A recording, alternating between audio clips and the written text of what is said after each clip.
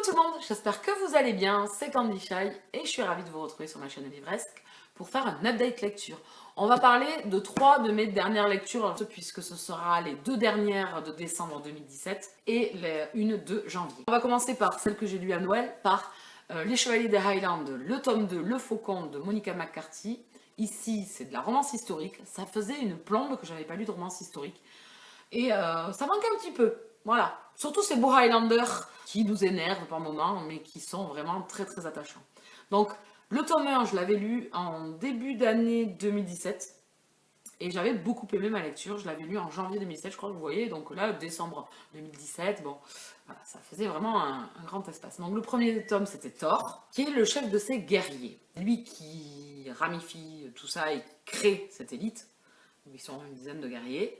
Et donc ici dans le tome 2, on retrouve Eric, un des guerriers. Et donc on avance dans le conflit qui oppose le roi d'Angleterre et le roi d'Écosse, futur roi d'Écosse, puisqu'il n'est toujours pas roi. C'est juste pour certains partisans.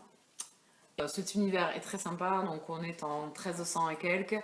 Le conflit fait rage entre les Anglais et les Écossais. J'ai adoré. Franchement, j'ai adoré, c'était top. C'était aussi bien que le tome 1. Alors voilà, les romances historiques, c'est sans prise de tête, vous vous laissez guider, c'est vraiment de la romance pure et dure. À une époque où voilà, ils sont en conflit, en guerre, avec de beaux chevaliers Highlanders. C'est vraiment top. Alors ici, notre héroïne, bien évidemment, ne se laisse pas faire, bien évidemment, comme d'habitude. Donc, ces pauvres héros sont toujours en train d'en découdre avec elle. Et c'est vraiment plaisant. Et les romances sont toujours sympas. Les héros, pardon, enfin les mâles, enfin, les hommes et les femmes de ces récits sont toujours top. Là, les deux femmes donc, du tome 1 et du tome 2 ne se laissent pas faire. Elles ont de sacrés caractères et nos héros ont de quoi faire pour essayer de conquérir leur cœur. Voilà. Et Eric, le faucon, il a beau être très malin, c'est un peu compliqué pour lui. Voilà. Donc, je ne vais pas vous raconter l'histoire. Je pense que si vous aimez bien les romances historiques, je pense que c'est une saga à découvrir.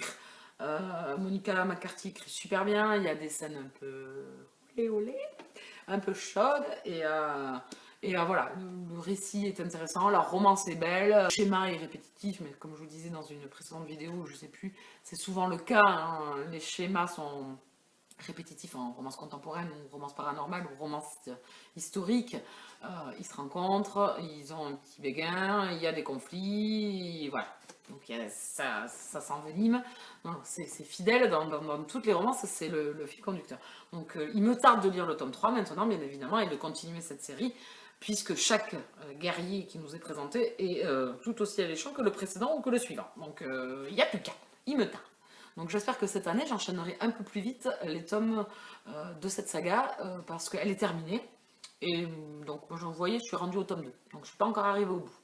Donc, je lui mets un 16 sur 20. Je vais vous parler de Psychangeling, le tome 14, L'espoir brisé de Nalini Singh.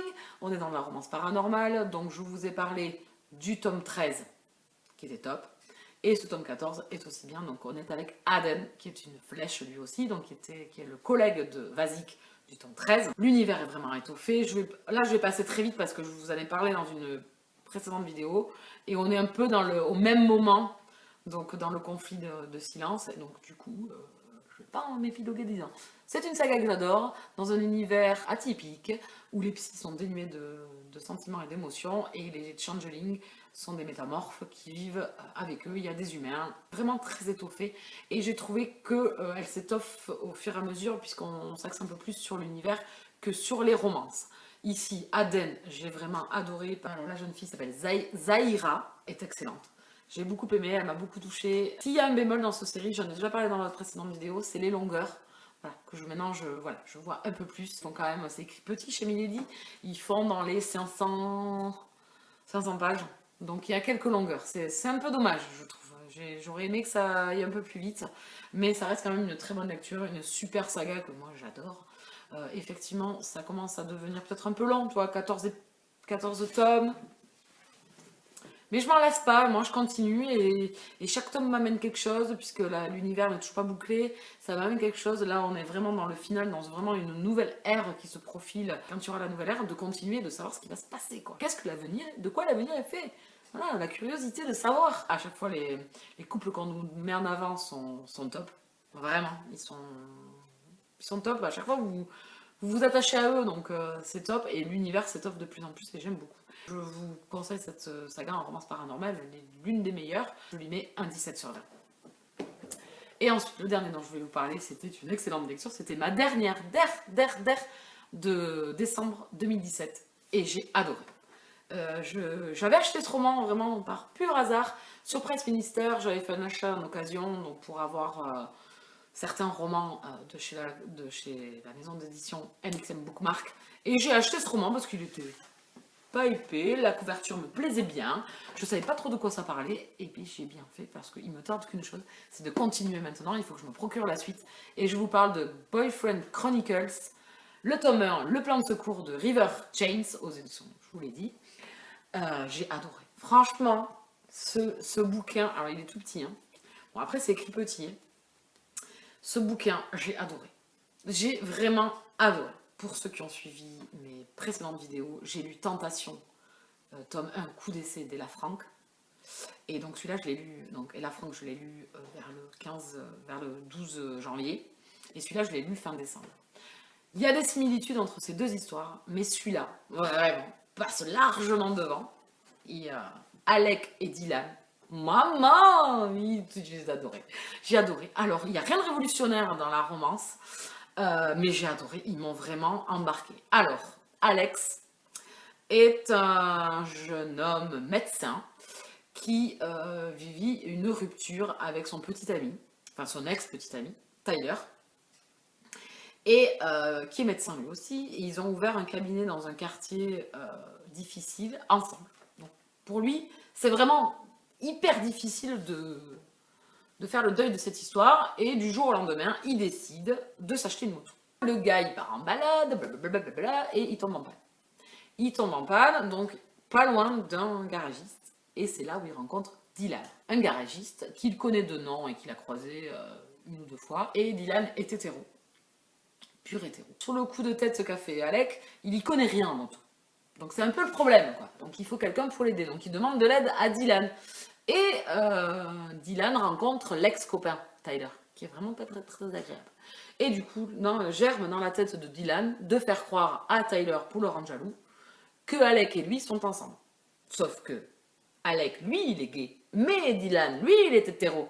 Et donc, ils s'embarquent dans un imbroglio monumental. Et j'ai adoré. Vraiment, ils m'ont embarqué dans leur histoire. Les personnages secondaires sont assez importants puisque Tyler sera le personnage du tome 2. Et l'ami, le meilleur ami, dont j'oublie le prénom, je suis navrée, excusez-moi, sera le héros du tome 3. Donc je pense qu'on va quand même retrouver Dylan et Alec. Et de toute façon, je vais les retrouver puisqu'il y a un petit bonus, une petite nouvelle bonus qui est sortie sur ces deux personnages. Mais j'ai adoré, franchement ça m'a totalement embarqué quoi. J'ai adoré le personnage de Dylan qui fonce et réfléchit après et qui quand il veut quelque chose, il fonce, profite de la vie, se pose pas de questions et veut essayer de ramener un peu de gaieté dans la vie de Alec qui voilà dans une mauvaise passe et lui faire un petit peu changer d'optique, essayer de vivre un peu mieux sa vie, qu'il profite un peu plus et qu'il vive différemment. Dylan est quelqu'un de très ouvert et avec Alec, il sent qu'il y a quelque chose, il sent et il va au bout de cette relation, il essaye, il tente.